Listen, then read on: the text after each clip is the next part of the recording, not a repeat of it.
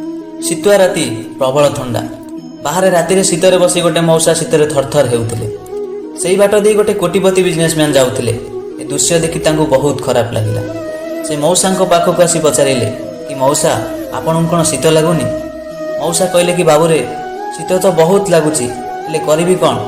ନା ମୋ ପାଖରେ କମଳ ଅଛି ନା ସ୍ୱେଟର।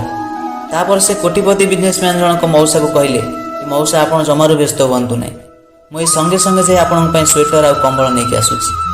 ସେ ବିଜନେସମ୍ୟାନ୍ ଜଣକ ଘରକୁ ଗଲେ ତ ସତ, କିନ୍ତୁ ବ୍ୟସ୍ତତା ଭିତରେ ଭୁଲିଗଲେ ମଉସାଙ୍କ କଥା। ସକାଳେ ଯେତେବେଳେ ତାଙ୍କର ମଉସାଙ୍କ କଥା ମନେ ପଡ଼ିଲା, ସେ ବ୍ୟସ୍ତ ହୋଇ ମଉସାଙ୍କ ପାଖକୁ ଆସି ପହଞ୍ଚି ଦେଖିଲେ ତ ମଉସା ଆଉ ଏ ଦୁନିଆରେ ନଥିଲେ, ସେ ମରିଯାଇଥିଲେ। ତାଙ୍କ ହାତରେ ଗୋଟିଏ ଚିଠି ଥିଲା, ଆଉ ସେଥିରେ ଲେଖା ହୋଇଥିଲା କି ବାବୁରେ, ଆଗରୁ ଅନେକ ଶୀତ ରାତି ମୁଁ କାଟିଛି, କେବେ ହେଲେ କିଛି କଷ୍ଟ ହୋଇନଥିଲା, କିନ୍ତୁ ଥରେ ଯେତେବେଳେ ମନରେ ସ୍ୱେଟର ଆଉ କମ୍ବଳର ଆଶା ବାନ୍ଧି ନେଲା, ଶୀତ ଆଉ ସହିପାରିଲିନି।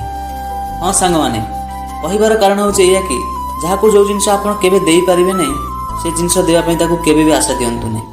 କାହିଁକିନା ଅନେକ ଜିନିଷ ନଥାଇ ବି ଜୀବନ ଚାଲିଛି, କିନ୍ତୁ କୌଣସି ଜିନିଷ ପାଇବାର ଆଶା ଥରେ ଯେତେବେଳେ ଆମ ମନ ଭିତରେ ବାନ୍ଧି ନିଏ, ଆଉ ସେ ଜିନିଷ ଆମକୁ ନ ମିଳେ, ସତରେ ଆମକୁ ବହୁତ କଷ୍ଟ ହୁଏ। ତେଣୁ ଯେଉଁ ଜିନିଷ ଆମେ ଦେଇପାରିବା ନାହିଁ, ସେ ଜିନିଷର ଆଶା କେବେ ବି କାହାକୁ ଦେବା ନାହିଁ।